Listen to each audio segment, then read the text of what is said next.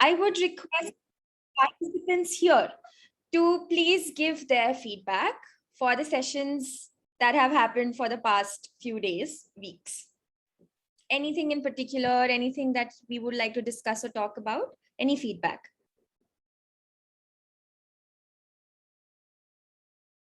No feedback? It's either all the sessions are very good or it's something that we are not understanding anything at all. So what is it for the participants? For me, the sessions have been great. Like I've been learning a lot because I didn't know much about research. Okay. So, yeah. Okay. Thank you for sharing that with us, Yukti. Okay. Yes, Rohit.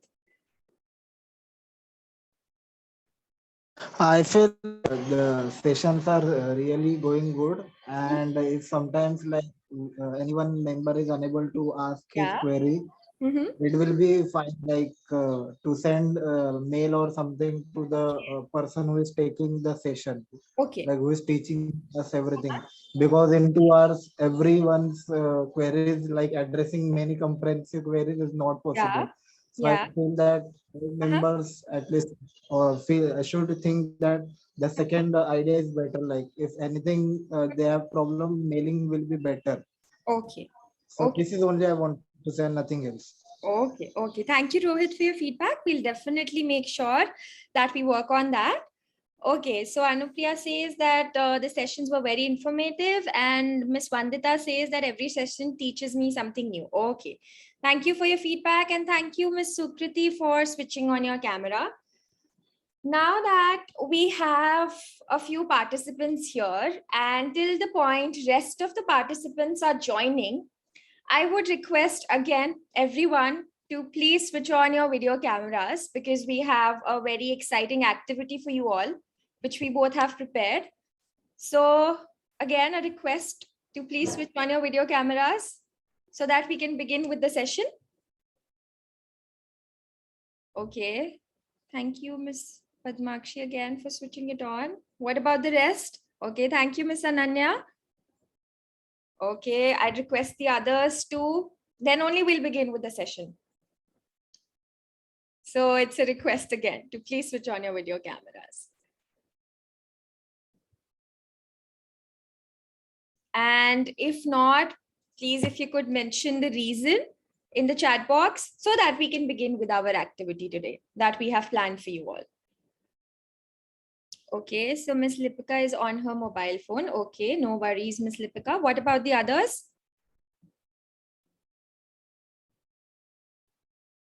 Okay, thank you, Miss Minati, for switching on your camera. And the others too, and then we can eventually begin. Just one more minute. Okay, so Miss Anupriya is out of her house. Okay, no worries, Miss Anupriya. Come on, people, the rest of the participants.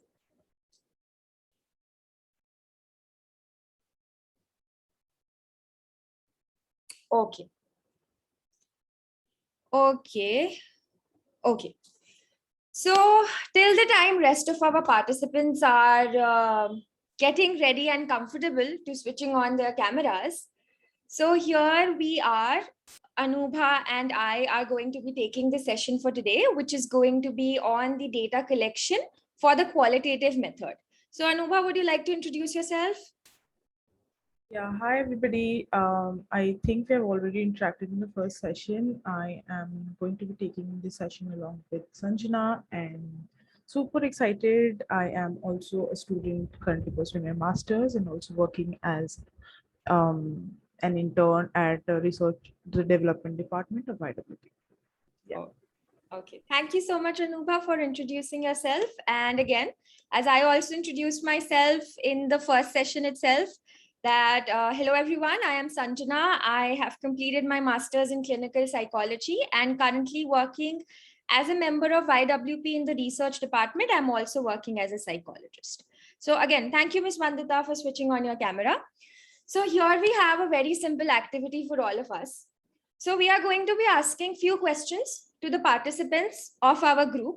Randomly, we are going to ask questions, and they are very easy, simple questions. So what we are supposed to do is we are supposed to answer the questions, and the rest of the participants can observe if they want to. Okay, so go ahead, Anubha. Okay. You can randomly pick anyone and ask the questions. Okay. So this is going to be completely random. I'm going to select the names from the participant list. Is Miss Lipika here? Yeah. Yes. Okay. Hi, Lipika.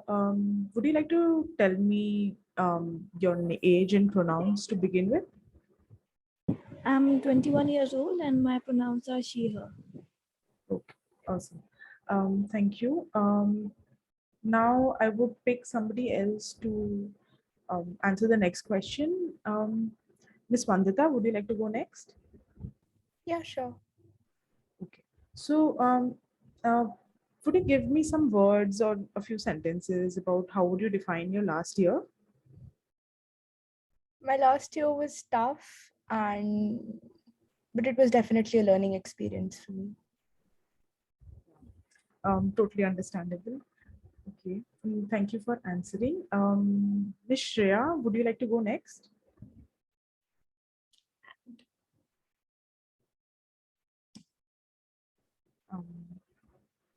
Okay.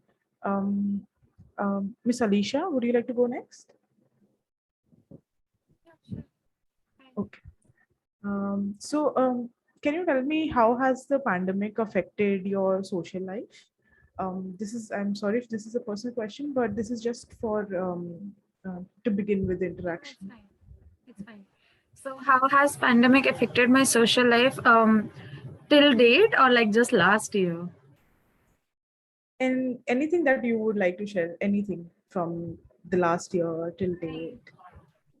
It has affected in the sense like I only talk to my like lesser people now. I used to have a huge like big circle of friends, but now I only talk to a few people, and the ones who approach me is more preferable because now I don't know how to approach people or even my friends. And now that I don't know what is going on in their life, since we have been at home since 2 years now, 1 year, whatever, so it has decreased now.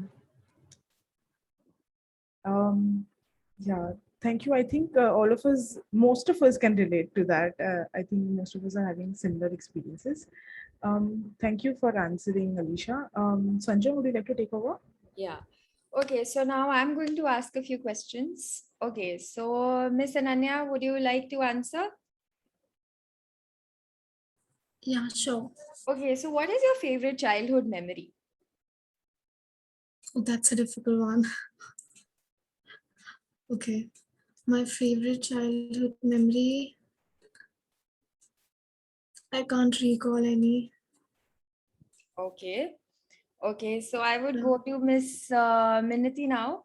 Miss Minati, I have a question for you. Would you be comfortable answering that? Sure. Okay, so what is your best memory of your college life?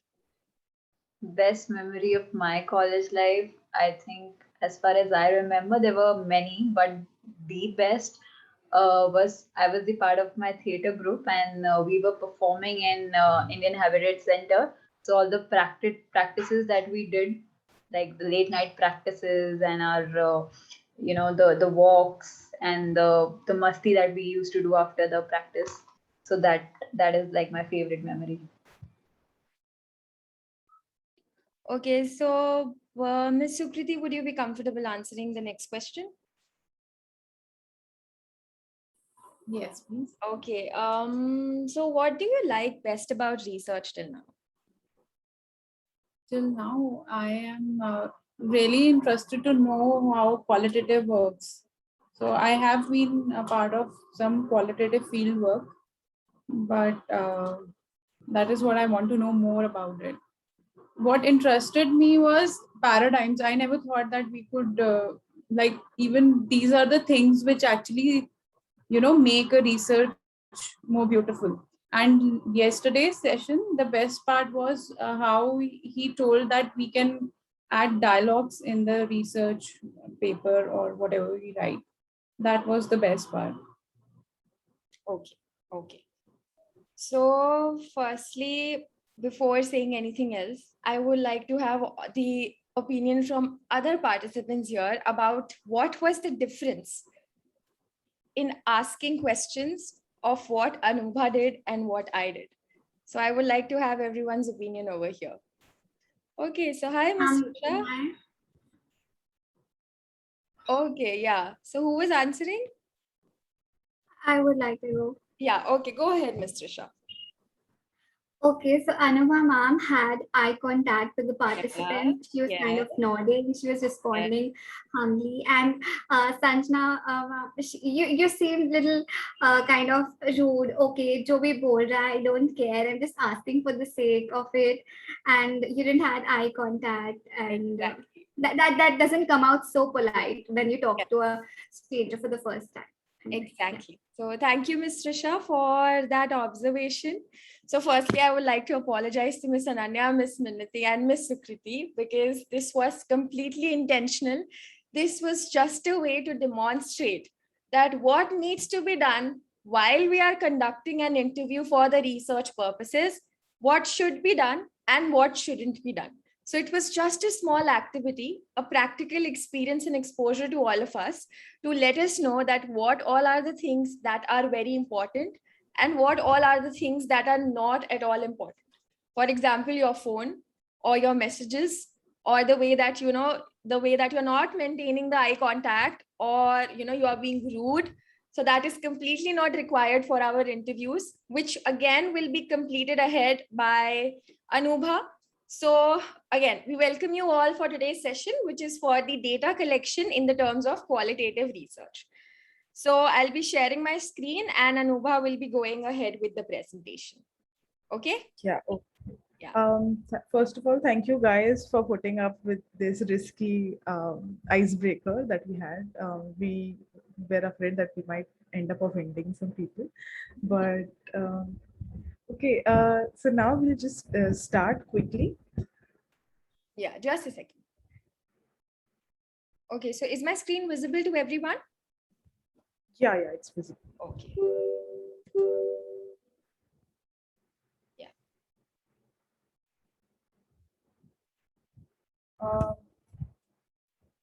Okay. Okay. So firstly, we have a lot to cover, and we have limited time. So I would request all of you to ask questions and keep the questions noted for the end of the session. We will have a allocated time for that.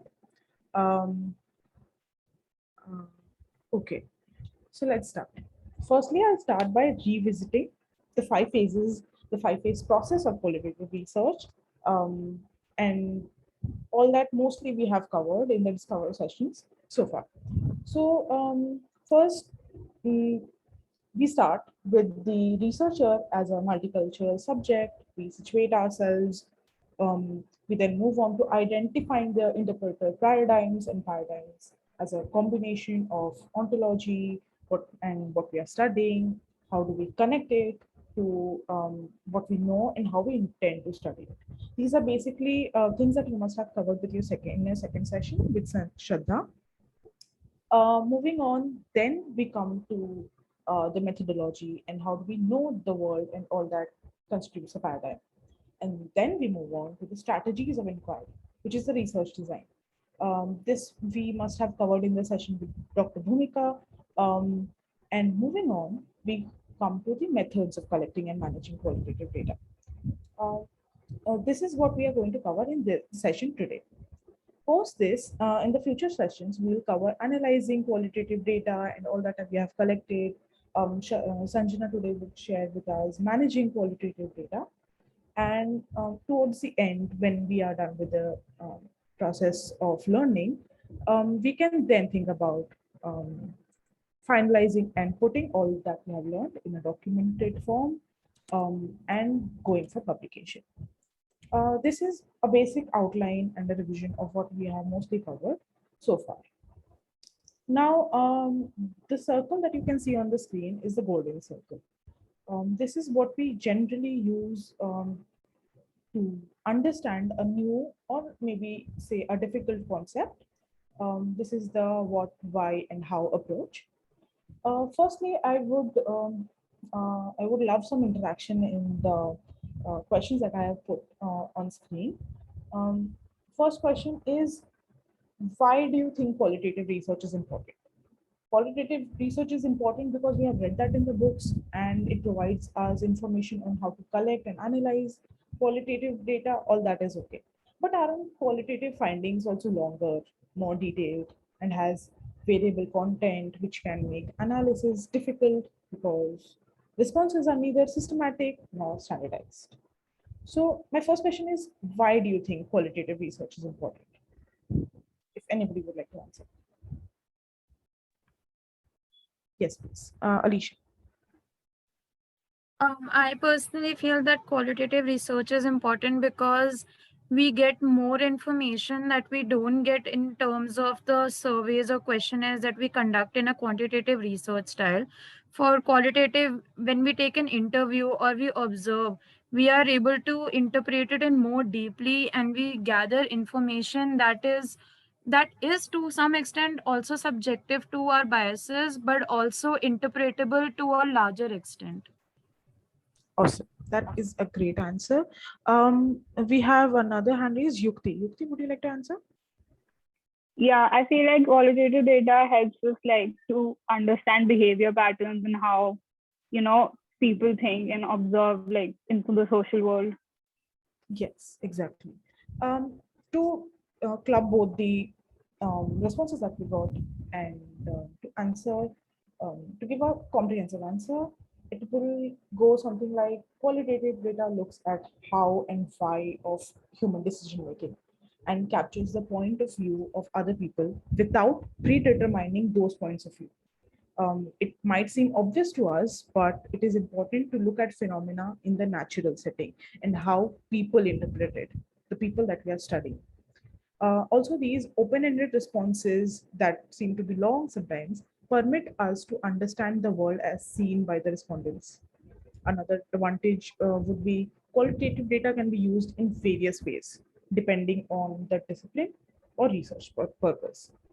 We'll describe some of the different ways later in the presentation. Now, coming to the second question, what is qualitative data? This is pretty simple, so I'll not bother you with that. Like I previously mentioned, qualitative data is used to understand an informant's perspective on various topics. This data deals with descriptions since it cannot be described meaningfully in terms of numbers. For example, hair color, demeanor, mannerism, even the appearance of cars in the parking lot. When you think qualitatively, we think quality in terms of quality. Okay. Next, my last question is, how do you collect qualitative data? If anybody would like to give quick responses to that. One of the methods could be interviews. Yes, definitely interviews. Yeah, we're going to cover a lot of interviews today. Rohit? By asking a very precise question in the open-ended also. Precise questions in open-ended scenario. Would you like to elaborate? So, for example, like if a person is like how I should कैसे बोलूं? Like the question should pinpoint what we want the end product to be. Okay. So you mean to say structuring questions according yes, to... Yes. Okay. Structuring the question according to the conclusion we want and looking at the hesitancy of the front person to answer that question or not. Okay. Also noticing non-verbal cues that the person might be giving away. Okay. Thank you, Rohit. Yes. Focused group discussions can also be a way of taking qualitative. Exactly. Focus group discussions is also one way, and also focus group and discussions are also somewhat close to interviews. The skills that are required to conduct focus group discussion, the skills of a facilitator, are more or less similar to interviewing skills. So we'll merge that and learn some strategy for conducting focus groups and interviews today. Anubha, Okay. I'm sorry to interrupt you, but there are answers in the chat box as well. Many people have answered over there as well. Okay. Yeah. Okay, I see a lot of responses on the chat box. All of these are right, and most of these are what we're going to cover in the session today. Also, focus groups, interviews, observations. We'll not be able to go into understanding secondary data today. Secondary data collection, as in scripts or anecdotes, things like that. We will not be able to go in that detail today, but mostly we'll cover the primary data collection methods. Okay, thank you everyone for your responses. Now moving on, Sanjana, can change the slide. Okay. So we were talking about how do you collect qualitative data. So we can have two broad categories of methods of collecting data. I have put up a detailed chart on the benefits and limitations of various data collection methods. These are detailed and you can choose to take a screenshot and read it later after the session. That will also help. I can also provide a link later on. Okay. As I was saying, we can have two broad categories of methods of collecting data. We can have participative method, in which we actually go out and interact with the objects of our study, and we can have non-participative methods. Please remember, non-participative method does not mean that these are methods that do not require participation. As in, they do not require the participation from the object of our study, but we are always involved in the process. So participative method would be participative observation, focus groups, interviewing, and even ethnography. Non-participative method would be non-participant observation, analysis of secondary data, etc. So we are not really participating in the study, we are in the phenomenon. That is what I was intending to say. We are studying, we are really observing, we are analyzing it based on the data that we have obtained through methods that do not require us to connect or engage with the object of phenomenon of our study. Just clarifying this again so that there's no confusion. Okay, so moving on to coming to participant observation. Participant observation basically is the presence of researcher in the field, interacting with people and local events. Now, this interaction can also be on multiple levels: direct interaction, interaction via surveys, detailed responses, and so forth. So today we are discussing three primary data collection methods: interviews, focus group discussions, and observations. Firstly, observations is something that one could utilize to gather data that requires detailed descriptions of people's activities or behaviors mostly. Actions that range in different kinds of interpersonal interactions that are part of an observable human experience. In qualitative research, observation methods are mostly structured, sometimes unstructured. Sometimes, however, qualitative observation may have some structure. With unstructured observations, the researcher enters the field with no predetermined schedule as to what they may or may not see or hear. But with some structure, there is always an observation protocol to record the same, and also protocol involving recording methods of the data collection. For example, we need to have proper consent of the location or the area that we are observing. For example, we are observing a ward or clinic, and we may focus our observation on a particular type of phenomena that is happening. For example, interaction between parents and children in the observation in the ward of a clinic.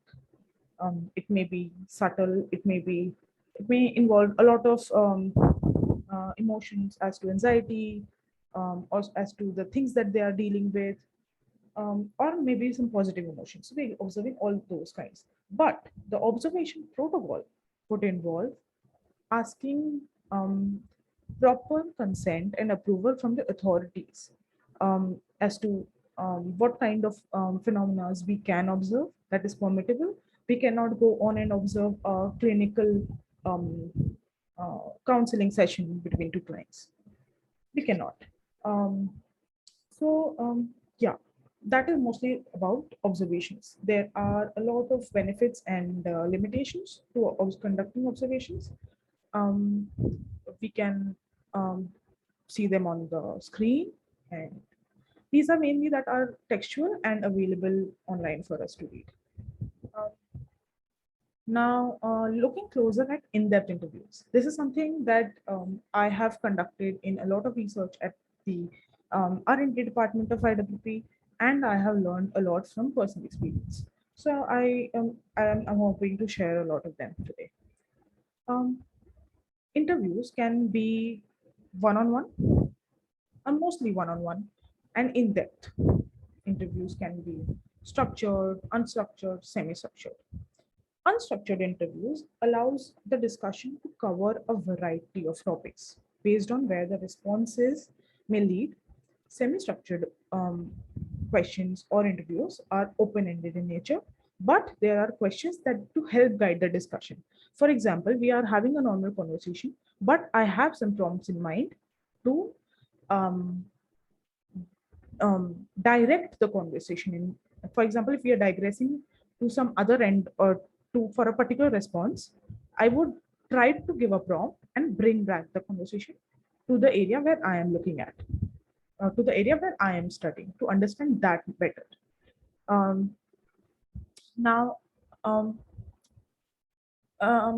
For example, while interviewing kids for a research, we can use a semi-structured and unstructured interview. Over there, opting for a structured pattern of interview is not so preferable because we need responses, but we also need to keep the children hooked to what we are talking. They may easily get distracted and get bored and withdraw from giving further responses. We do not want that. That is why we choose the method of interviews accordingly. Now, talking more about structured interviews, interviewer asks the same questions in the same way for each interviewer. With this format, questions might get phrased in an order that limits the range of responses. We can also limit how much we want the other person to share. For example, I do not want to know more about, for example, I asked the question, how do you collect qualitative data? But there can be a lot of responses to that. But I only, due to time crunch, I only want one word responses. So I mentioned that on the question, can you give me a few methods of data collection? I frame it in a way where I do not let the respondent talk extensively about it. This is how we structured interviews and get the responses that we desire. Now, moving on. About interviewing skills. Please note that skillful interviewing involves much more than just asking questions. It involves a lot of presence of mind. Sometimes interviews might get a little emotional. We need to be able to tackle sensitive situations like this, and sometimes posing questions that might hurt or offend another individual or another respondent must be avoided at all costs. We need to do proper study about the types, the topics that we are covering in the interviews. For example, if you're talking about trauma, we're talking about childhood history, something like, we need to be sensitive with the questions that we pose. Inexperienced interviewers or somebody who has not who does not actively practice the art of interviewing might unintentionally suggest answers also. For example, you don't um, uh, you don't like going to school, do you? Or you really like your friends? I'm leaning towards a certain type of response. Um, um, I'm hinting at responses. Also, remember that qualitative questions are informal mostly, non-judgmental, and open, mostly open. Um, Now, looking closer at another type of data collection. I'm sorry if I'm rushing too fast, but I hope I'm making sense. Oh, thank you. I am just relying on the nods that I'm seeing on screen. Okay. So now looking at closer at focus groups. A focus group is the use of group interaction to produce data and insights that will be less accessible without the interaction found in a group setting. For example, I want to talk about um, bullying in a school setting, and it might get um, and I have a teacher with me as a co-facilitator. Or even if I don't have a teacher, I want to discuss bullying. And if I'm interviewing directly uh, with a person one to one, they may not choose to open about their experiences of bullying. But if I give them a chance to speak in a group setting where they are with their friends, they have some moral support, they receive some encouragement with the things that the friends are sharing during the process, they might reveal or um, give out information or share responses that help me to understand the situation of bullying in the school setting better. This is how we can choose what kind of data collection method that we want to go ahead according to the research problem that we have. Now, focus groups depend as much um, on the exchange of ideas among participants as they do on the answers to specific questions from the interviewer. Typically, a focus group is on the smaller side, around 4 to 8 people maximum. An open discussion is led by the interviewer, also known as a moderator or facilitator. The main aim of a focus group is to make the discussion um, direct in a way that explores the topic. Um, for example, things that are difficult to talk about or discuss openly, drinking while being pregnant. This is a sensitive issue. This how, but if there is a situation like a club setting, like an Alcoholic Anonymous group, where people are have their identities unrevealed, they are hidden, but they are amongst people who come from similar backgrounds or similar life situations. That might help them ease in the conversation. Now, what is great about a focus group? That is, the discussion allows the moderator to explore difficult topics, also gather preliminary data for further research, and can act as a need for assessment or for a particular community. For example, I want to assess if there's a requirement of a particular intervention um, in the tribal communities of a particular state. I bring people in a focus group setting and we talk about it. Um, what better way to find out uh, about an intervention rather by asking people from the same community? I think that is a perfect approach. Sorry, digressing a little. Now coming back, one of the main benefits of the method of data collection is that they are often um, focus group settings are less intimidating and more than as compared to individual interviewing. It allows access to participants who may find individual interviews inappropriate or scary.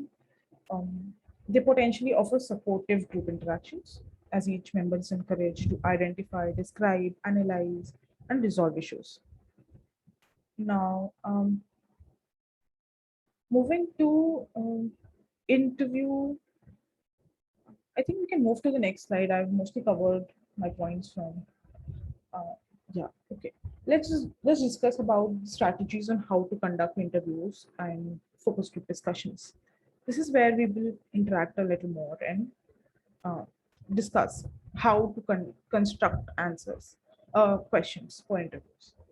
Now, the first one is the structure of interview question. Like I think Rohit mentioned in one of his responses, how important the structure of interview question is and the way an interview is conducted.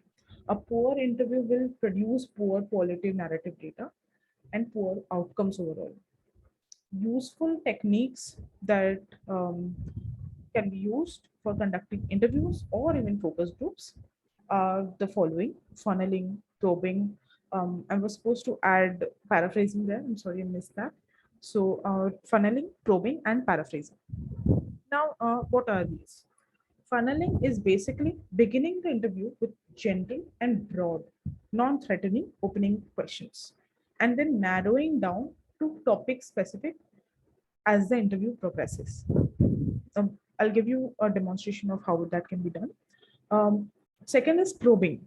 Probing is eliciting further details or seeking clarification for a particular kind of response that we are asking. For example, I ask you a question and if the response is on you and you choose to just give me a one-word answer, but I want to know more about, and that is my area of interest, I would ask probing questions on it. Okay. For example, I'm talking about how can this session be improved? And you say, the session was fine. I don't think it can be improved. And you don't want to give me the real responses. Or maybe there's something more you want to add, but you don't know the actual words for it. So I ask you, do you think the voice tone setting of the session, the video quality, audio quality, something like that, and I give you probes. These are probes for you to give me more, and you say, no, not the audio quality, but I think the speaker could have been louder. She was not very audible, and that I ended up getting some response, and this is how I can probe further with further cues. Now, coming to paraphrasing. Paraphrasing is repeating what the participant has said without changing the meaning of it, but not repeating it word by word. For example, without changing the meaning of what has been said, I assist you in understanding that I'm listening, and it can also trigger some trigger or act as prompt, and you might want to share more to it. You want to add more to it, and that is basically what paraphrasing is. Paraphrasing is one of the major things that we use in a counseling setup, and it is also useful in focus groups and interview settings. Now, the last point is selecting the number of participants in qualitative studies. This is a little tricky, but more or less a common range is usually somewhere from 8 to 15 participants. Like I mentioned, for focus groups, 4 to 8 is good. For interviews, 8 to 15 is good. For example, we conducted interviews on acid attack survivors as part of our research at YWP, and we went ahead with 15 participants because that is firstly something that is a population that we could access via NGOs, but it might not always be the case. And after conducting a few interviews, I feel that I have conducted 8 interviews so far, and that is good enough data. I've got varied data. But what if there is something called saturation of data? That is, I'm getting all similar kinds of responses in all 8 interviews. And then I choose to interview different survivors of acid attack from a different location or from a different NGO. That might help. So this is something that can be taken note of. But also, if you want to read more on selecting the number of participants, you can always, my favorite book to go for is John Craspin. It is a research design book. The name of the book is Research Design. John Craspin, I think most of us know that must have read that in our classes. Just writing the name of the author. This is one of the authors. There's one more author to this book. Okay. Now, quickly, I'm just covering my last few points. Quickly, how do we structure, when we are talking about how do we structure interviews? So we at YWP conducted some research on text-based support. We interviewed organizations that were providing text-based support. That was our idea.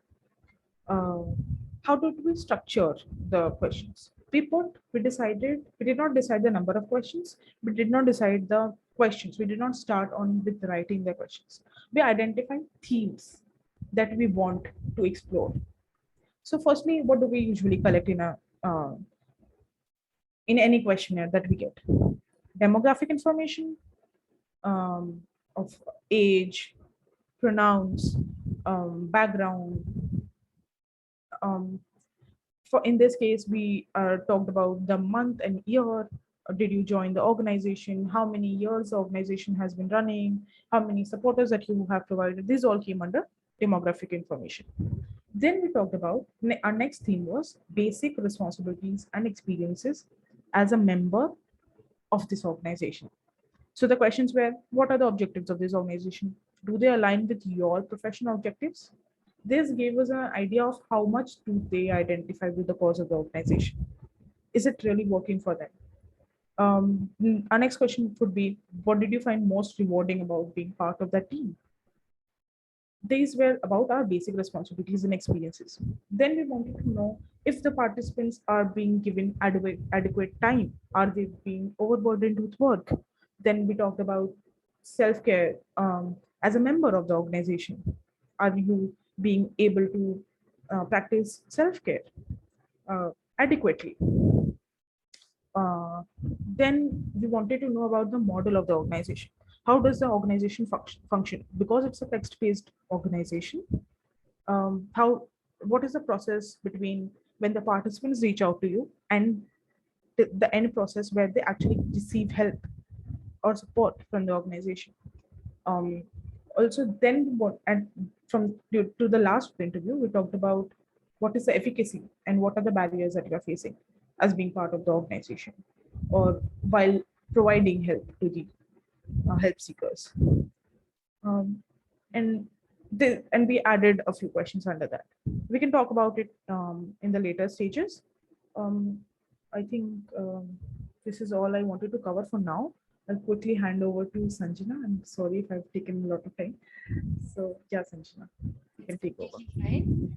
Firstly, thank you, Anubha, for explaining all these pointers so wonderfully. And I'm sure that all of us have gotten an insight, an idea about how are we supposed to conduct these, collect the data for our qualitative research. And apart from that, the strategies.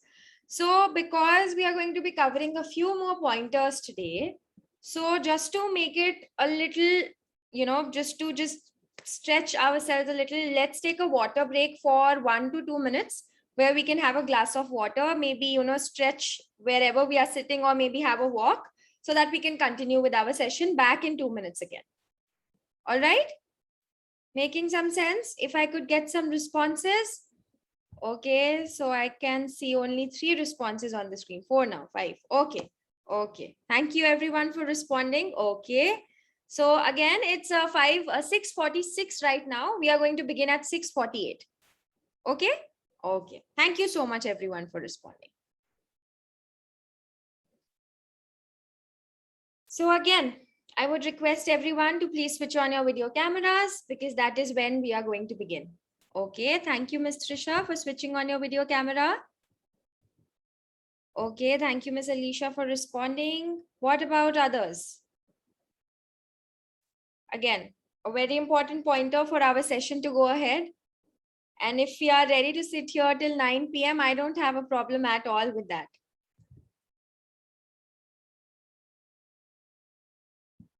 So just a minute more, and please, can we switch on our video cameras?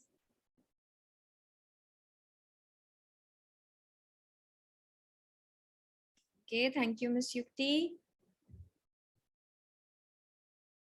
I'd request the others too, and then, okay, so thank you, Ms. Alicia.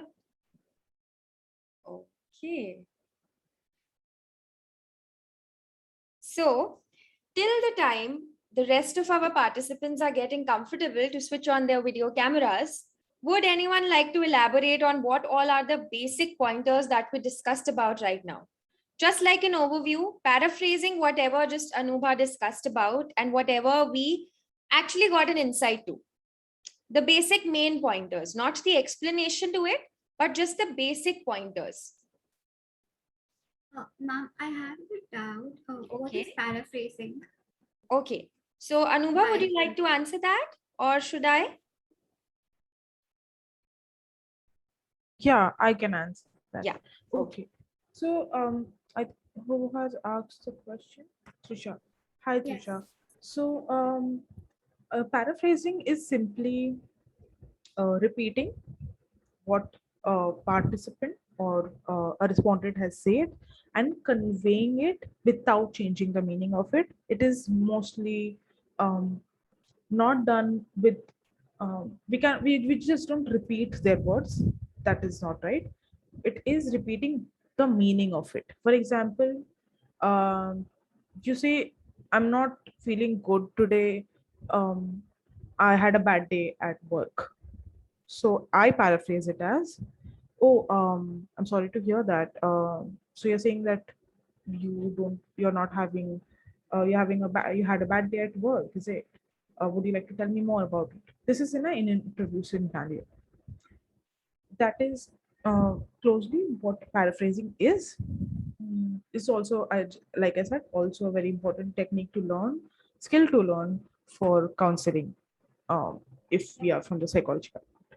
So it basically summarizes what the participant is trying to say, and even you can clear out whether you have understood what they're trying to say in a better way or not. And Exactly. then that can again, make the participant to talk more and discuss about what you actually need. Yeah, right. Exactly. Okay.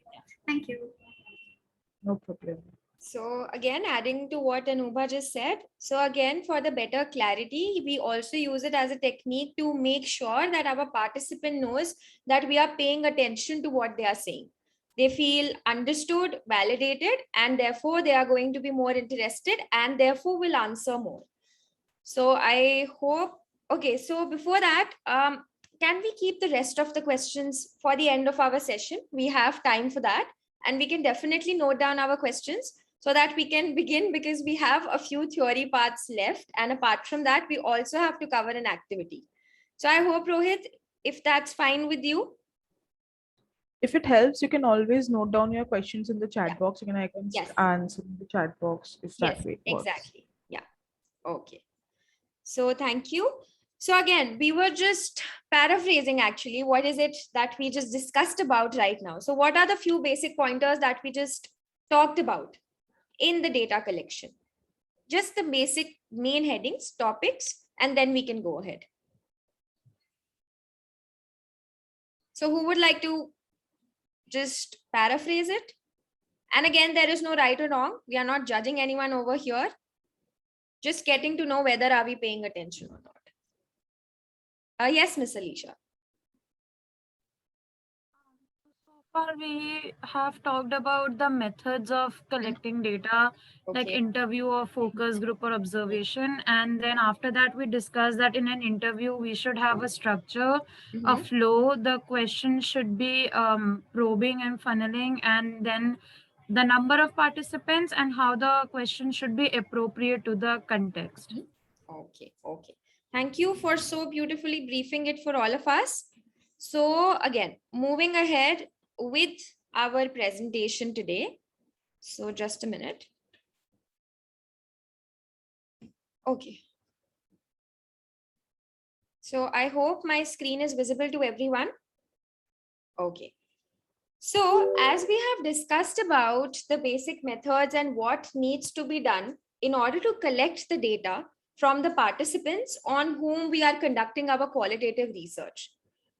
And as also Anubha mentioned, that all of it should be structured, sometimes unstructured, but again, there needs to be certain set of rules and regulations that are required to be followed so that, our process can work and run on smoothly. We don't make mistakes and, we don't also waste the time of the participant and our own time. So for that, we have two more pointers to cover today for our presentation today. That is data recording, and the second one being ethics. So the first one, as the name suggests, data recording.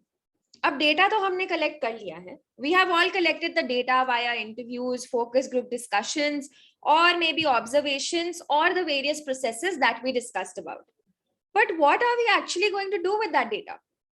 उस data का हम करेंगे क्या, and how are we able to know what amount and what is actually going to help us for the research that we are trying to conduct over here? So here in data recording, as the name suggests, we are going to be talking about the various ways that are used in the qualitative research in order to record the data. And in the next few slides, I will also be sharing the intellectual property of YWP organization for the researches that we have conducted and the way with which we have collected the data and recorded it. So therefore, I would request you all not to take the screenshots for the same or the pictures for the same.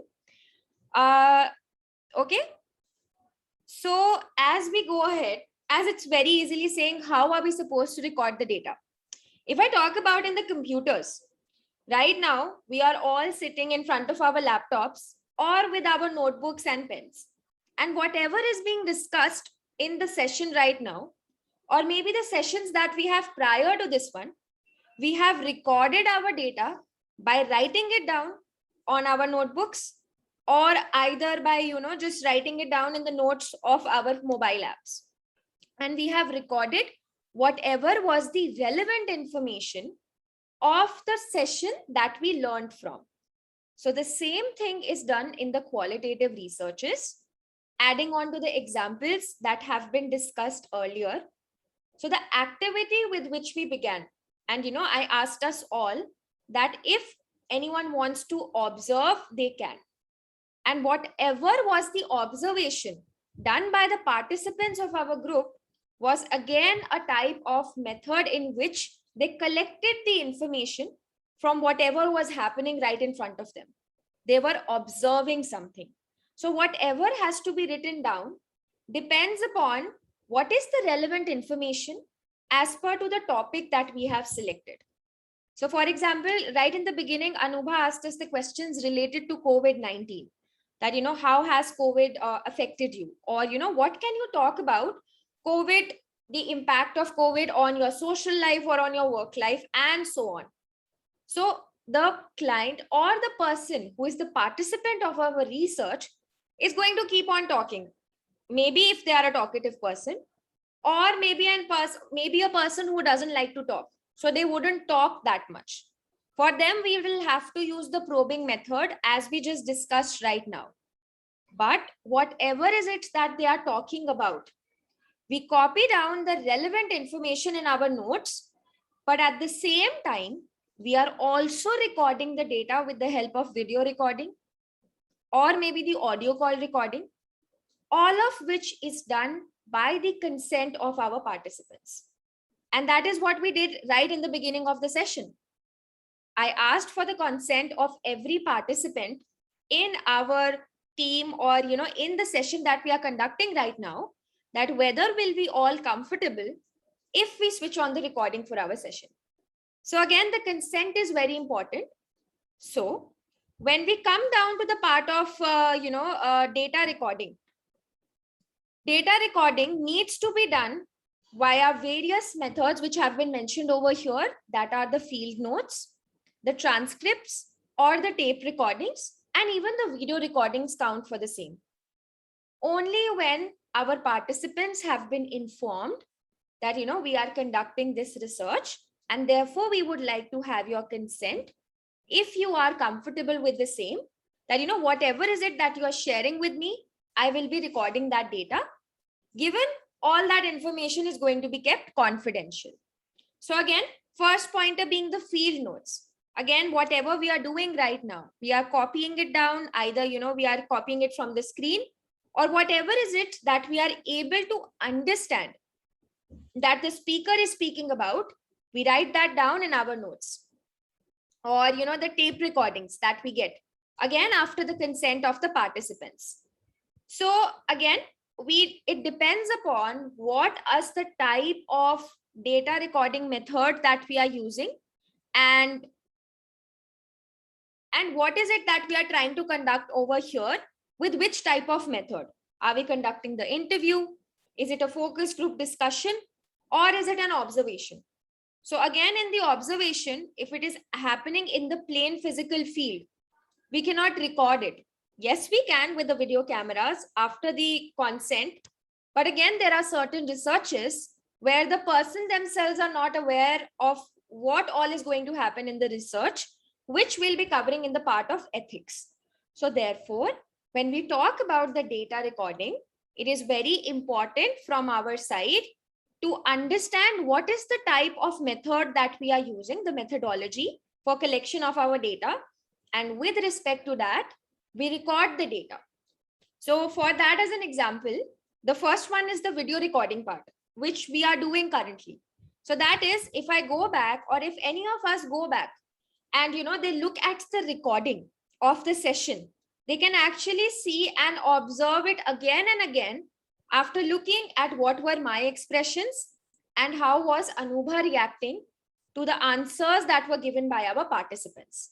So again, that is one type of data recording where we can go to these recordings later on, and we can write down the observations by ourselves. But there are going to be a few researches where we don't get the permission from our participants that I'm not comfortable if you are recording me, either in call or on the video format. So there we have to be very careful that we are not noting down all the important pointers of what the person is talking about, of what the person is saying about. And then later on, that data is actually just vetted, and it is written down in the terms of what information is relevant for our research and what isn't. So for that, I will just share my screen once again regarding, just a second. So I will, yeah. So I hope my screen is visible to everyone. Yeah. So again, this is the intellectual property of YWP, and I would request us all not to take the screenshots for the same. So if we all see here, whatever way that we have recorded the data, we don't usually mention the name of our participants, again, for the confidentiality reasons. And we have written down their age, the pronouns, the professional backgrounds, the month and year joining of YWP. Again, what questions Anubha was mentioning at the beginning when she was explaining the type of questions that can be used in interview. So again, how many months have you been there for the peer support team? Or how many help seekers have you helped? And what motivated you to be the part of the peer support team over any other department present in our organization? So again, whatever was the information given to us by the participants in the study, we have written it down either in the notebooks or in the Excel sheet. And when we create a proper record data sheet for ourselves, we just write it down in the terms of what information is relevant and what is most important with respect to the research that we are conducting. And for that, I will show another screen over here talking about the questions that we were just discussing about. So here are again, about what Anubha just discussed about, that is the interview questions. As she was talking about the demographic information, with which we begin. And then we go on to the basic themes. What is our research trying to conduct? And for that, the aim of our study is really important. That is, what is the purpose of my research? Why is it that I am conducting the research? What is the problem? And how is that research going to benefit me in any way? So therefore, when we go through it, once we have an idea in our mind, we thereby go along with the questions, writing them down, and then wetting them again. What is going to be the most relevant one with respect to when we ask them to our participants? Because again, keeping it in mind, our participants are human beings who are taking part, in the research that we are conducting. We also have to be very careful about their mental health perspective and, whether will they be comfortable answering questions for about 1 hour long, or what will be the relevant time required while we are asking those questions to them. So for that, we come back again to our, okay. So just before that, there is one more part to our theory part today, which is the ethics. So before moving down to the ethics part, I want to ask our participants over here. We have been listening to ethics. We have heard this word a lot many times. What do we mean by ethics? And again, I would like new people to answer here for the ones who haven't answered today. So again, there is no right or wrong. Whatever idea we have about what ethics are, I would like to have an insight, an idea from our participants. Any answer?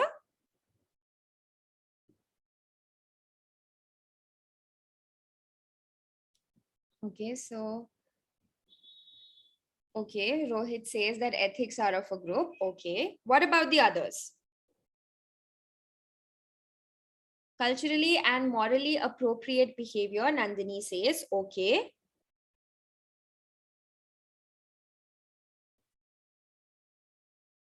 Yeah. Anything else?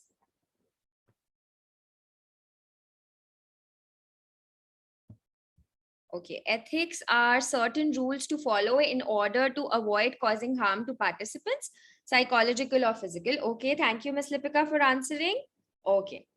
So now that we have gotten few answers from our participants, as very rightly said by all of them, ethics are again certain types of, certain rules that are created by the external sources, which help us maintain whatever is it that we are conducting in the research, that, it is, yeah. Again, Ms. Padmakshi says that moral principles that govern a person's behavior. So again, there is a very thin line when we talk about morals and ethics. Morals again are basically relating to what is right and wrong. But if we talk about ethics over here, ethics talk about the rules that are provided by the external sources or the bodies, which tell us or which describe us what is the appropriate way of conducting that research, what can be included and what shouldn't be. So again, these are a few basic pointers that are included in the terms of ethics. So the three major pointers that we are going to be discussing about ethics today are informed consent, confidentiality, and anonymity. So informed consent, as the name suggests, and also as we began with in the beginning of our session, when we ask for the consent of our participants, that whether are they agreeing to be the part of the research that we are conducting or not, thereby giving them some amount of information about the research that we are conducting. And there the participant also have a choice of leaving the research at any point of time when they don't feel comfortable, thereby making sure that all their rights are at the right place and they're not being violated. So the very simple information about it is informed consent. The second one is confidentiality. Again, the reason that I asked everyone not to take the screenshot or the pictures of the sheets that I showed us right now is again because of confidentiality. That is, we make sure that we are not revealing the identity or the sensitive information from our participant side, because they, that is what we begin with when we are conducting the research. That is where they put their trust in. So again, their information needs to be confidential and it cannot be shared with everyone or whomsoever we want to. Then is anonymity. Okay, I would like to have everyone's point of view over here. What do we mean by anonymity? Okay, yes, Rohit. We don't unveil the name of that person or name, face, anything. Yeah. Everything is kept in secret. Okay, thank you for responding. Okay, so there's one more person who has, okay, unrevealed identity. Yes, Ms. Sohani, exactly. So thank you, Mr. Rohit and Ms. Sohani for answering. So again, not revealing the identity of an individual, anonymous, keeping them anonymous. Just like, there was a craze which began about 4 years ago when we used to have those Facebook links about anonymous people, whatever review that they want to write for us. And that again boosts the confidence of an individual, that again, because our identity is not going to be revealed, thereby we can give the information, thereby we can be more comfortable with the person whomsoever, with whomsoever we are revealing the information to. So one more important part of ethics is debriefing. So debriefing is an essential part of the consent process and is mandatory when the research involves deception. So again, as I love asking questions, what do we mean by deception? Any idea about what Keeping deception? the participant in the dark about the process. Okay, keeping our participants in the dark about the process. Okay, thank you, Ms. Yukti. What about you, Rohit? Yeah. किसी को धोखा देना, maybe. Okay, किसी को धोखा देना. Okay, anyone else? There was a experiment. I think it's Yeah. a very old experiment where the participants were called. They were giving current shocks to their co-participant, and they were actually deceived by the conductors of that study. So that is one of the examples of deception, where they didn't know that actually the participants are getting the electric shock. I think that's called Miller's experiment, if I'm not wrong. It's the Milgram one. Maybe. Yeah, the I Milgram. think. Yeah. Thank you, Ms. Trisha, for your answer. Okay, Ms. Alicia says, hiding information or giving out fake information about one's motive. So again, we all are somewhere or the other correct, but not completely correct. Okay, Ms. Ananya says emitting information. Ms. Lipika says lying about someone's aspect of experiment in order to not affect our findings. And Ms. Sukriti says tricking someone. Okay, thank you everyone for our point of views. But there is a very thin line between deception and lying. Lying का मतलब होता है झूठ बोलना. That is, you are giving something else instead of what needs to be provided to our participants. But when we talk about deception, we are not lying to them. Rather, we are not giving them the whole amount of information that needs to be given.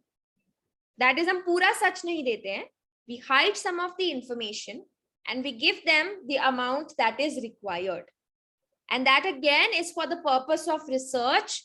Why? Because if we tell them everything, because there was one of the researches that was conducted, so to know about the placebo effect. So if we let them know about the, all these things beforehand, they will give us expected results because they have their mindset created. So when we talk about deception, जब deceive करते हैं हम अपने participants को, we usually debrief them after the research has been conducted.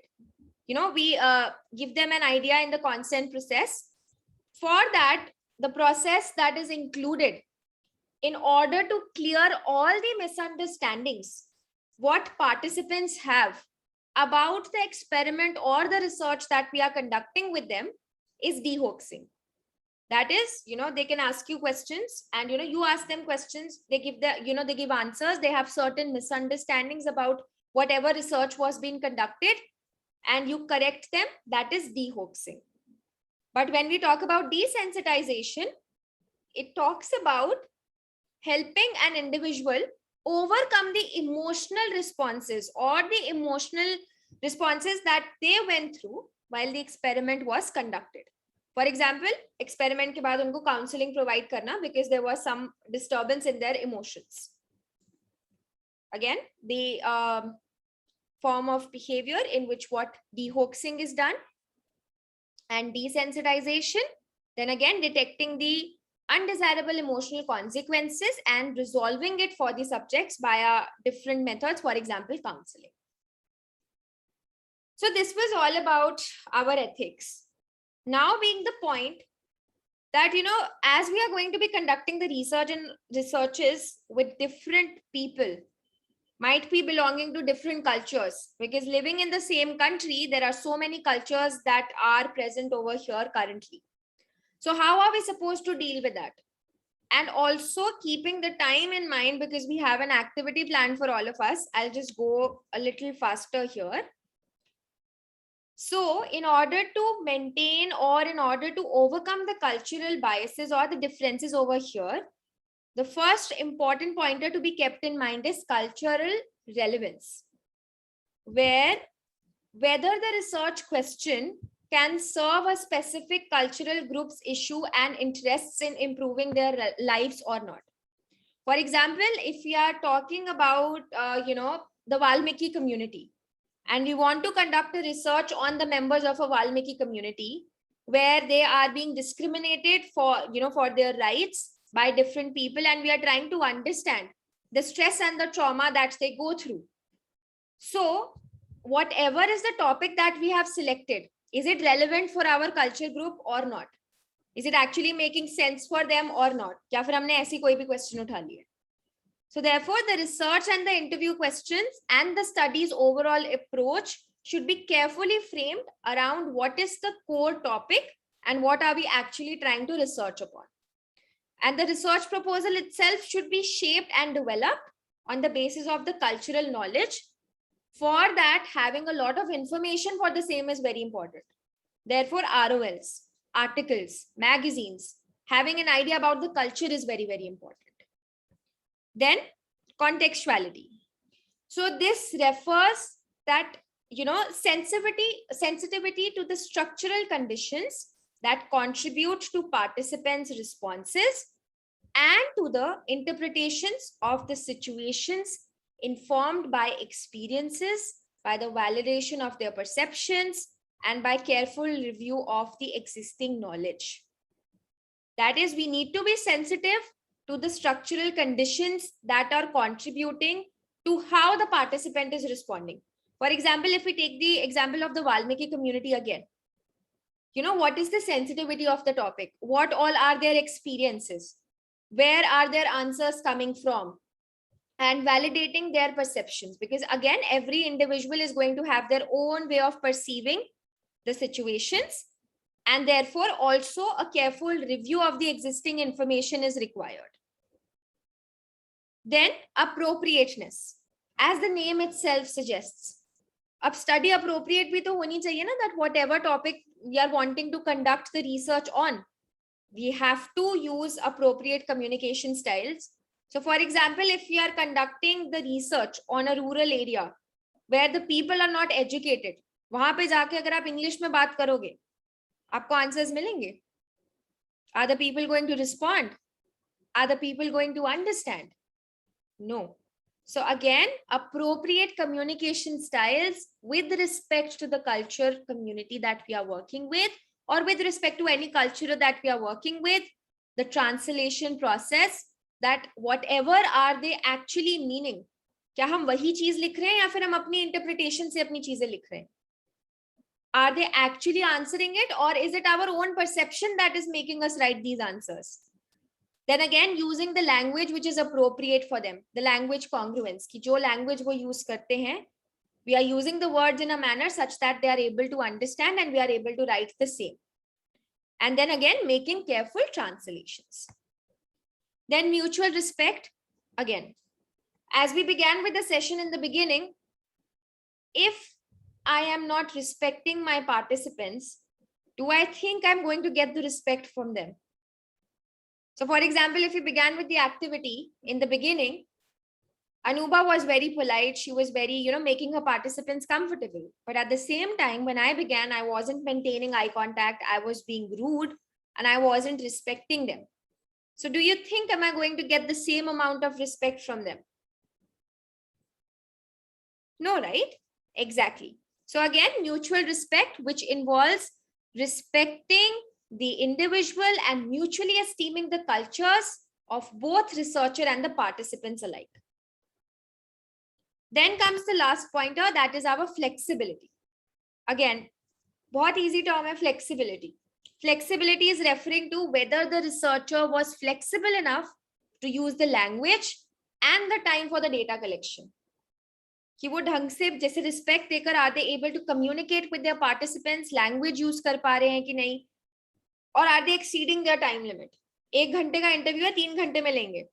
क्यों? क्योंकि हमारा मन है. ऐसे रिसर्च नहीं होगा. Research is only going to take place when we are mutually working with the respect and also with flexible time, where the participants' availability is much more important than our own availability. अगर उस time पे participant available है, that is going to work for our research. But अगर हम ये बोले कि नहीं, हम इस टाइम से बाद नहीं आ सकते हैं, पहले नहीं जा सकते हैं, it's not going to help us collect the data that we are wanting to collect for our research, right? Okay, so again, the things to remember, whatever we discussed about the language, time, availability, being flexible, understanding the perspective of our participants, making sure that we are conducting the research with our ethics, and also we are collecting and writing and recording our data in the manner which is going to help for our future research or whatever is it that we are trying to conduct over here, right? Okay. So do we have any questions? Anything?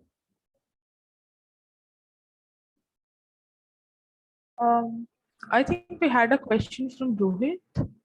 Yeah, Should I Rohit. take that up now? Yeah, sure. Okay.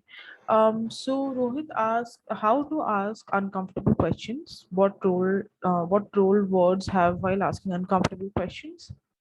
What is the art of convincing the person to answer it? What environment is needed so that person feels comfortable to answer? Yeah. Firstly, to jump to the most interesting question, what is the art of convincing the person to answer it? The keyword is convincing, and the answer is there is no convincing while taking an interview. As we discussed in the ethics section, it's all about consent. It's all about the participants being comfortable, and this is the limitation of research. Be it good, be it bad. It's bad for the researcher, but it's what must be done. We like there can be unethical ways we can force people to answer, but that is not ethical and that is not what is recommended. Okay, so how to ask uncomfortable questions? Firstly, do your research before you jump in on the interview. If you are covering a sensitive topic, research about it. And I have made this mistake in my experience. I was supposed to write something on the LGBT community, and I made a terrible mistake over there. I was not sensitive enough while writing about it. That is where I learned the importance of research. I can tell you, but you can only learn exactly when you do the mistake, or better take my advice. So that is, do your research before you jump in an interview. Know what's sensitive to the community that you're interviewing, the people, the social backgrounds. Moving on, asking difficult questions.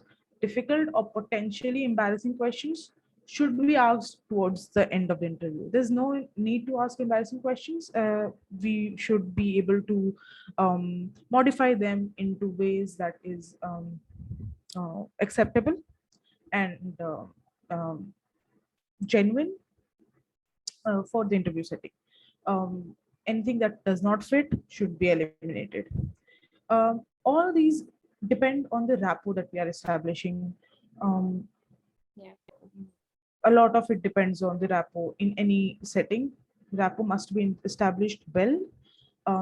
There should be no judgmental reactions or attitudes or expressions from our end after they give any response. That should be avoided at all costs. We should not be interpreting things or giving meaning to what they're saying. If we need some clarification, ask them. How do we ask? Would you help me understand this better? Correct me if I'm wrong. These are the phrases that you use. If you want to probe further, if you want them to tell you more about something, you ask, would you like to tell me more about it? Is it okay if no yeah, is it okay if you want to tell me more about it? Is it okay if I ask more questions on this?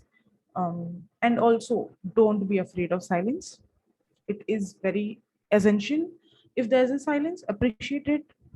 Be in that moment. Give your respondent time to think, to analyze, and to respond accordingly. If there's silence, don't let it be uncomfortable. Sit there for 2 minutes and then proceed. Ask if are we okay to proceed right now. Always ask, never assume. Lastly, one of the questions was what environment is needed so that the person feels comfortable to answer. That is what we covered in the ethics today. It is most important for the interviewee or the respondent to appreciate what the research is about, its purpose. They should know about it. They should know what the research is going to be about so that they are comfortable to give their consent. They should never be left in the dark. They should be knowing how the research can be used, and then only will they be able to answer confidently. So yeah, and also the last question, I think I missed this point, but the last question of any interview should provide some closure for the interview. The respondent. They should leave with the feeling that there was a conversation. I'm talking about sensitive situations, like Rohit asked. They should leave with the feeling of being listened to, and it was not just a one-way track where they're giving out information and you're using it for your own benefit. Yeah, mostly this. I hope I was able to answer your question. Yeah. So there is one more question in the chat box by Ms. Sukriti, that if we know someone is giving a wrong answer, even after probing, for example, in the case of addiction, how to extract the information in the correct way, or how will it affect our research, and what to do in the case not to harm our research result or analysis. So over here, as you are asking the question, so what question are we exactly talking about in the terms of addiction? Would you be able to elaborate a little more, Ms. Sukriti? Yeah, so suppose we are, so I'll tell you the exact, it's not addiction. I just took up out something. Yeah. But I'll tell you exactly what I faced while I was conducting something. Yeah. So this was with the Anganwadi workers in Madhya Pradesh. Okay. And we had some questions, and we knew it was about the ICDS, what all they provide. They provide some nutrition supplements for all the people there. So we knew that they are getting all the supplies, and we had all the proofs with us, but still they were denying to all the questions we were asking. So there I got hooked up, and I couldn't understand how to extract the correct answer from them. So that then it affected my results and my report. So that is what I wanted to know. So again, so Ms. Sukriti, what was the reason that the people were not comfortable in answering the questions that were being asked to them? So the first pointer here that we can consider over is that, was the rapport correctly formed with the individuals? Were they comfortable enough with us to trust us when they are sharing the information to the questions what are being asked by us as researchers, and whether are they feeling okay to answer those questions in the context of the research that we are conducting? Because there can be a few reasons that the participant or the people were not answering to what questions were asked. Might be that they were not comfortable enough, or they didn't find the approach much appealing to them. And as we talked about the cultural differences and the appropriate ways of conducting the research with respect to the culture that we are working in, were all these pointers that we discussed about in the slides just now, were they all considered at that point of time? Or what was the Yes. mistake that was from our end, that the people or the participants in the research were not telling truth about? Or as you said, that we already had the proof that we have the proof that they have been supplied with the basic amount or appropriate amount of material that is being sent to them, but again they were not answering. How can you make them more comfortable?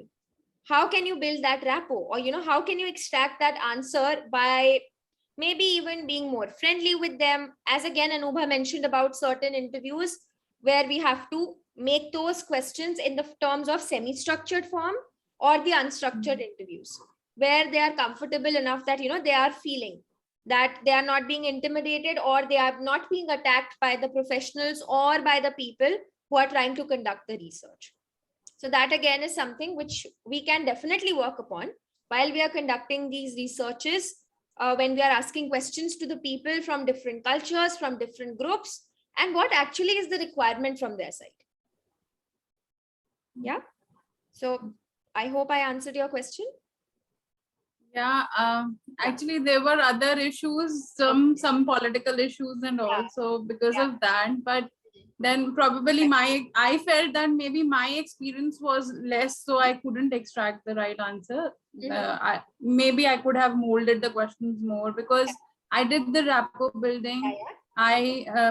Somebody accompanied me who was from there itself, so that they are also comfortable. And we did a little activity to engage all of them initially. So what all you were telling me, I did all that. But yeah, now while talking with you, I'm thinking there were some political issues as well. So exactly. Yeah. Okay. Thank you. No worries, Ms. Sukriti. Okay. So as also we have reached the end of our session and the activity that we had planned. Anubha, do you think we can conduct that now? I think it all depends on the participants if they want to stay back for, and if they can stay back for a few more minutes. Yeah. The activity was supposed to be for 20 minutes, but the activity We can conduct it for 10 minutes without going out in the breakout rooms. Yeah, and we can brief the participants if they want to join, they can join. Sure. Meanwhile, there's one more question Rohit had asked. I missed this earlier. What is the fine line between ethics and morals in context of research? Yeah, that is what I answered while discussing about it. That again, there is a very thin line, because morals are again talking about what a person feels is right or wrong to them. But when we talk about ethics, it is about the set of rules and regulations that are set by an exterior, or and an organization, or the rules that are set by the people around, right? So will we all be comfortable to stay here for 10 more minutes for the activity that we are going to conduct right now? Okay, I got only 2 thumbs up. What about the other participants? Yes or no? Okay, 3, 4. Am I supposed to personally message everyone and ask, or are we going to answer on the group? Okay, thank you everyone for responding. Okay, so Anubha, would you like to brief us all?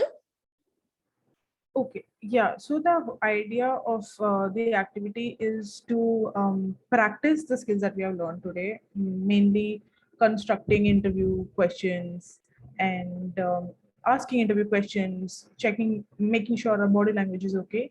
The idea was to divide ourselves into 2 groups, 2 breakout rooms, if that's possible in the time frame right now, Sanjana. I don't think so. We have to conduct it here only in the same group.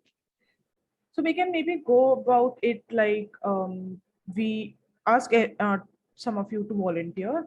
Yeah. And you decide on a research problem. We decide some questions on that, and uh, yeah, and shoot questions and make sure that they are constructed well and ethically constructed and all that. So does that make sense? Yeah. Is there something I'm missing? Okay. So adding to what Anubha just said, just briefing it for, okay. So what we are supposed to do is we are going to decide a research topic right now, which is going to revolve around COVID-19. And here itself, we are going to be given about 2-3 minutes where we can construct about 2 to 5 questions each in our notebooks.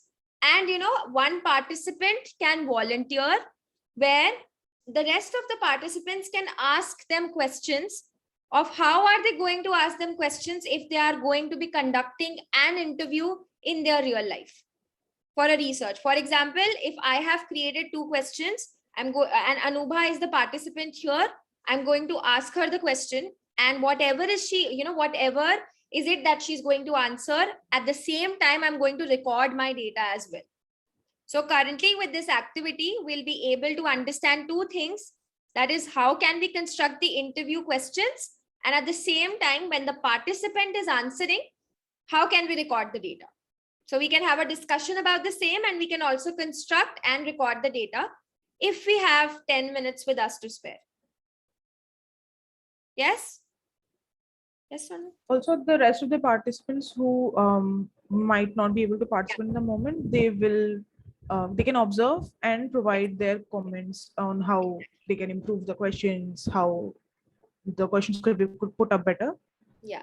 In the chat box or by unmuting. Exactly. So the research topic, if you are all comfortable with it, again, as we said, is going to be COVID-19. So can we work on the research topic that the positive impact of COVID-19 pandemic period on the individuals? सब negative तो बोलते ही हैं, but this time we are going to do something a little, which is a little opposite to that. We are going to be talking about the positive effects or the positive impacts that coronavirus pandemic had on individuals. And keeping, again, all of this in mind about what interview is, that themes in mind, we can definitely write down our main themes as well. That, this is the theme that I would like to work upon, personal things, workplace, school, studies, whatever is it that you would like to work upon, keeping the age group in mind.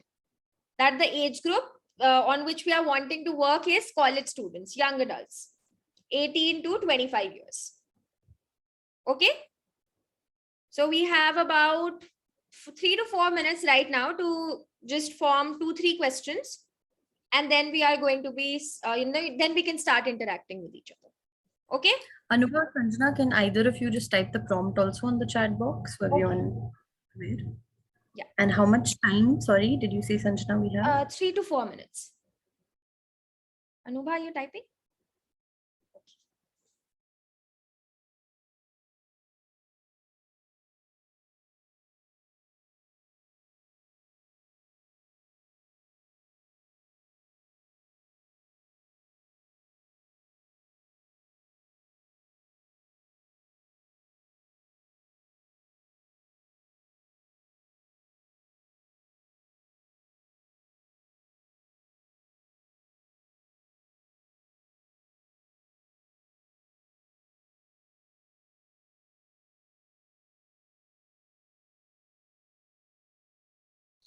Also, if anybody would like to volunteer as a respondent, please feel free to message on the chat box or raise your hand, because the feedback that we receive from the respondent is the most crucial.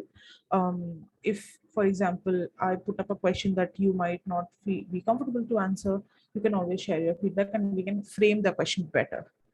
So if anybody would like to volunteer for that. And it's a request, please, before leaving, we are going to have a picture, a group picture together. So it's a request. Yeah, so please, we can switch our cameras on just for 1 minute. or maybe 20 seconds. I'm just going to take 2 screenshots and that's going to be it. Then I'm not going to ask anyone to switch on their camera for the rest of the session today. Okay? Okay. So I request everyone to please switch on their video cameras just for 20 seconds, not more than that. Vanshika, Minati, Nandini, Sanya, Rashi, Paridhi, Amira, Lipika, Ananya, Ashna. Okay, no worries. This No is the worries. moment I usually leave from my class meetings when they want to take this picture. I leave. Don't do that, guys. Okay, Sanya, Rashi, Paridhi. Okay. No worries, Rashi, no worries. Okay, so I'm going to take a screenshot very soon. Thank you. Thank you for the ones who have switched on their cameras. Okay, so can we have a smile? Cheese, everyone smile. Okay, one more.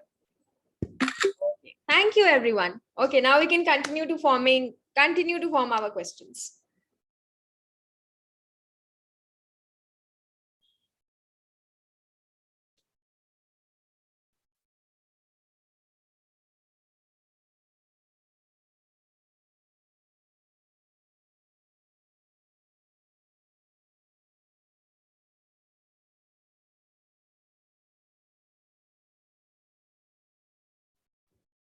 If Everyone, you're ready with the questions, please show a thumbs up.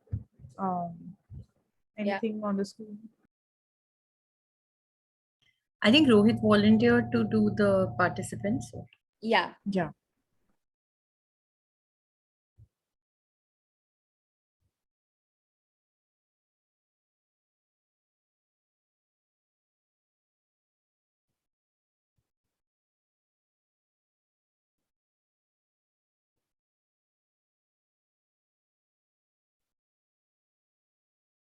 Okay, so just one more minute and then we are going to start with our discussion.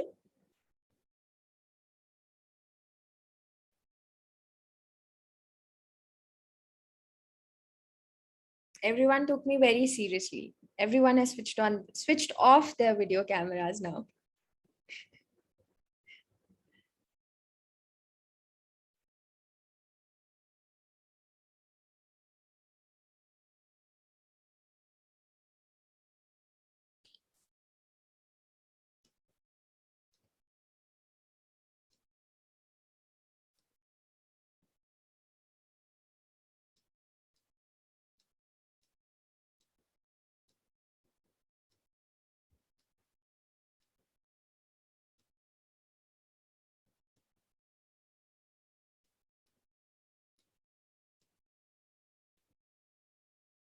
Okay.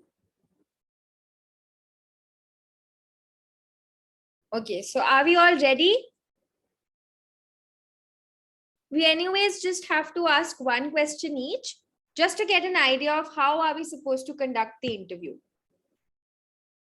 Okay, so I guess Trisha is ready. What about the others? Rohit, will you be able to switch on your camera till the time we are conducting that interview?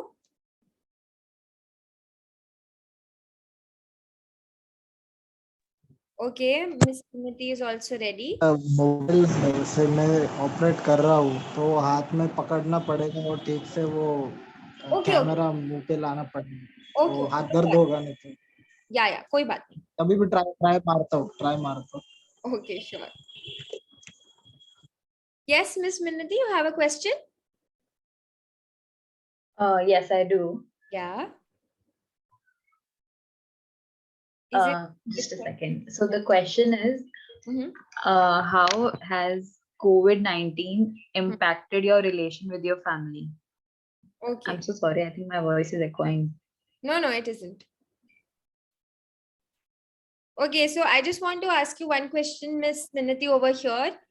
So suppose if you are conducting an interview in real, like, in a real life scenario, or you actually are conducting an interview, how will you start with an interview? Are you going to ask this question directly or are you going to ask some other questions as well? I'm going to ask other questions as well, like Okay. greeting the person and making Okay. that person comfortable, and then heading on to that question. And that is what you can do right now because Rohit is our participant and therefore you I'll can just ask turn on whatever. my camera now. Okay, sure.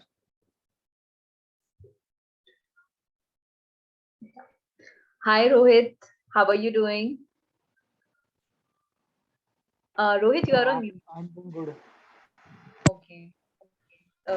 I hope your family is also doing well such times of COVID.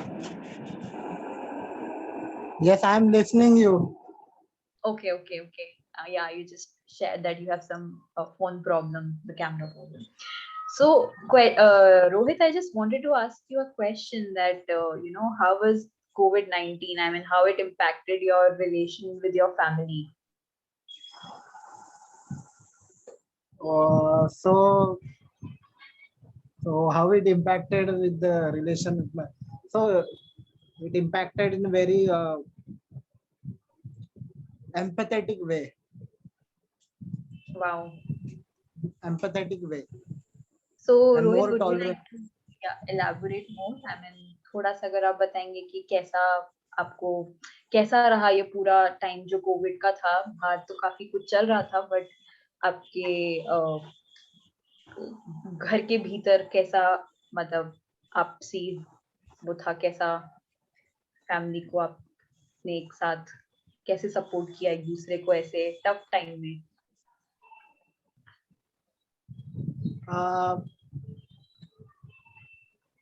पहले तो मतलब it was like training your mind to cultivate tolerance. बहुत सहन शक्ति निर्माण करना पड़ा दिमाग में कि हाँ ये किसी बंदे या बंदी की बुरी चीज है तो थोड़ा सहन कर लो और मूव ऑन कर लो. तो एक माइंडसेट डेवलप करने को मिला जहाँ पे ग्रजेस फ्री माइंडसेट डेवलप करने के लिए बहुत तकलीफ हो रही थी. तो वो कंटिन्यूअस हैबिट लगानी पड़ी थी उस चीज की. इसलिए पूरे साल 5 लोग एक घर में, तो वो शायद से था, ऐसे लगा. I agree. Like I also experienced similar stuff. थोड़ा ups and downs होते हैं, but थोड़ा सा value करना सीख लिया family को. This is what I have experienced. I'm sure that you must have also gone through the same. Thank you for sharing your experience, Rohit. Thank you so much. Thank you so much, Miss Minnati and Mr. Rohit, for having responded the answers very well. Thank you so much.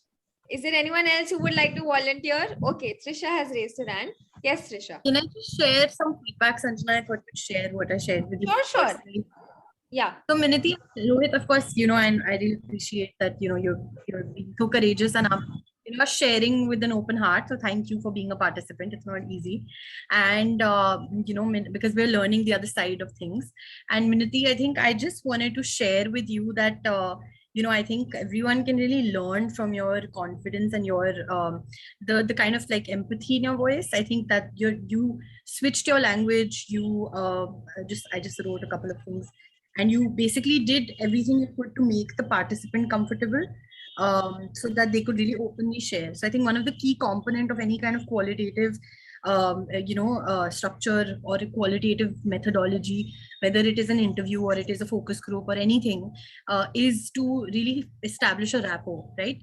Sanjana, right, Anubhav, with the participants. And until you do that, you can't really capture the natural aspects, or you can't really capture in-depth information. So I think you got that bang on. So I just want to applaud you for that. Thank you. Thanks so much. Yeah, Sanjana, sorry. No, thank you so much. Thank you so much for your feedback. Again, it's very important. So again, move ahead to Trisha. Trisha, would you like to ask the questions now? Yes, ma'am. Thank you. Okay. Hi, Rohit. Okay, just a second. Are we going to have the same participant, or does anyone else want to volunteer for being the participant here? Also, I would like to just mention that we should pick up from where Minti left, and not begin from the Okay, sure. start of the conversation. Okay, so we can have that interview with Rohit only. Okay, yes, Risha, you can continue. Okay, ma'am, actually, I had a different approach because I thought I would be the first one to interview. The starting would be I would greet him. So, hi, Rohit. Hmm. Yeah, I'm doing well. I'm listening you. Speak. Yeah, and if you're comfortable, I mean, switching off with you, and that's completely fine. I don't mind with that. And I would like to know how many family members or friends do you stay with at home? Like while during the lockdown period, uh, how many family members and whom all were there with you? Family members, Pach, only 5, and friends, friends,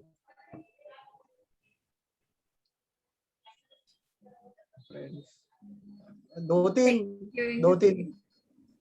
only Okay, so 3. they were with you at home. No, no, not at home. Not at home. Friends were not at home. Okay, Family members only at home. Friends in their home. okay, okay.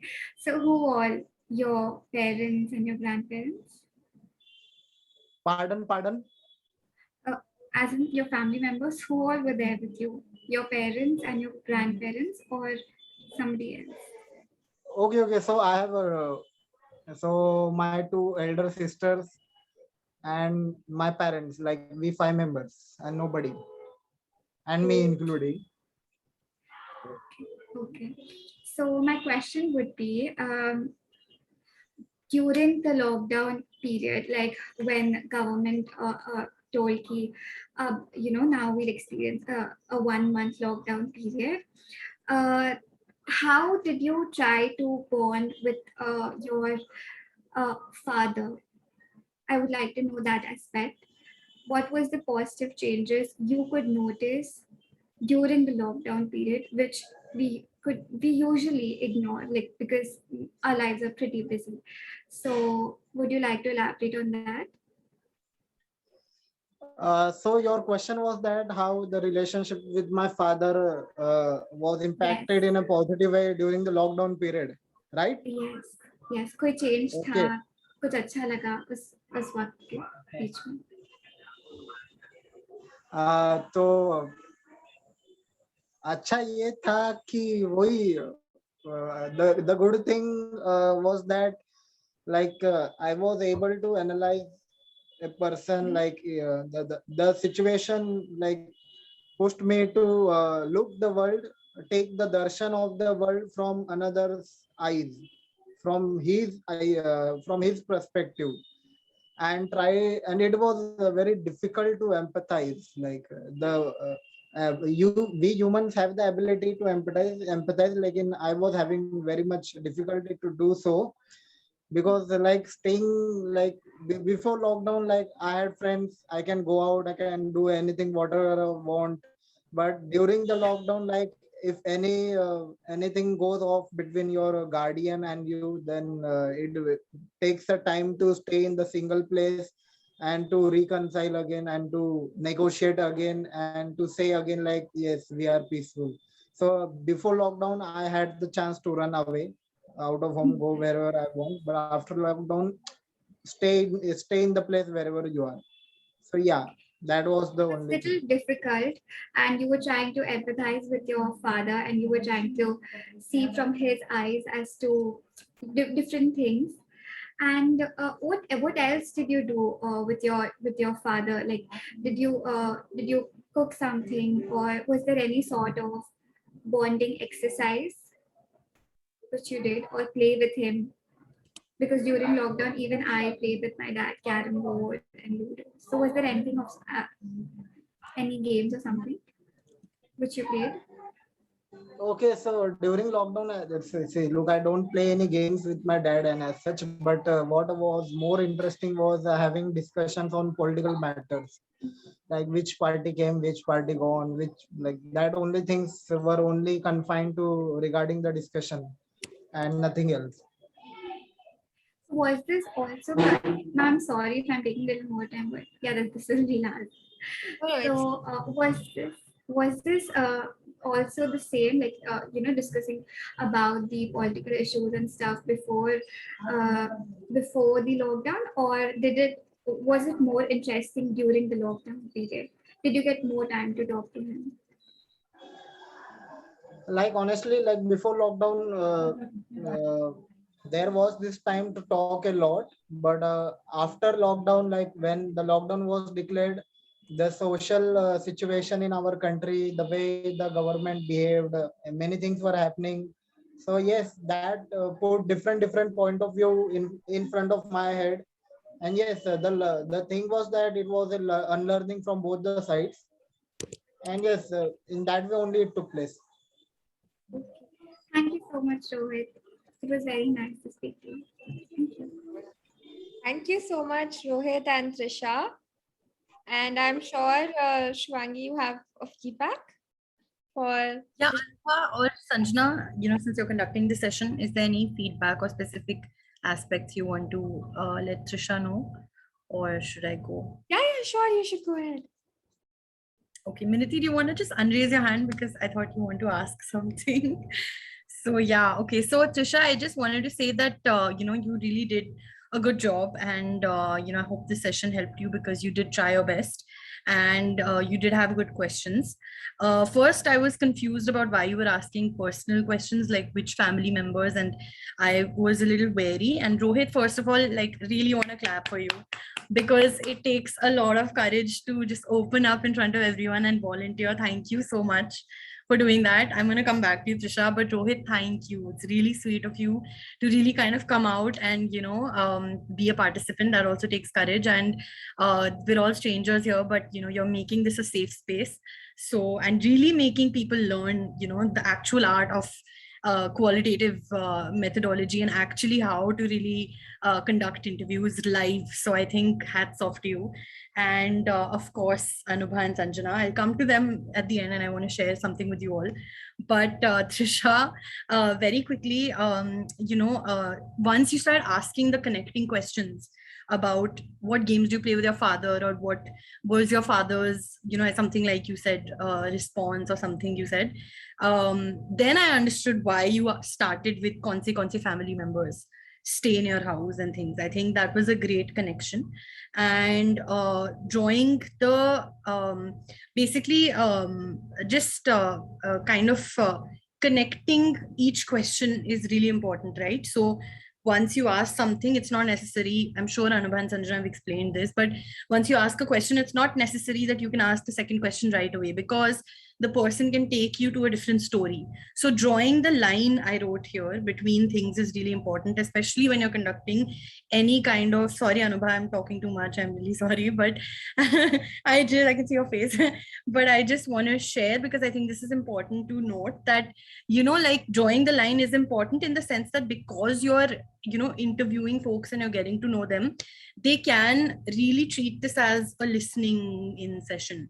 It's happened to me like zillions of times wherein I'm interviewing a parent or someone and, they just start sharing their life and they go on another tangent, then another tangent and another tangent. So allowing them that space and like really helping them or like in the sense by helping, I mean, giving them that safe space to speak their mind, but also bringing them back to your question. That is a really important aspect.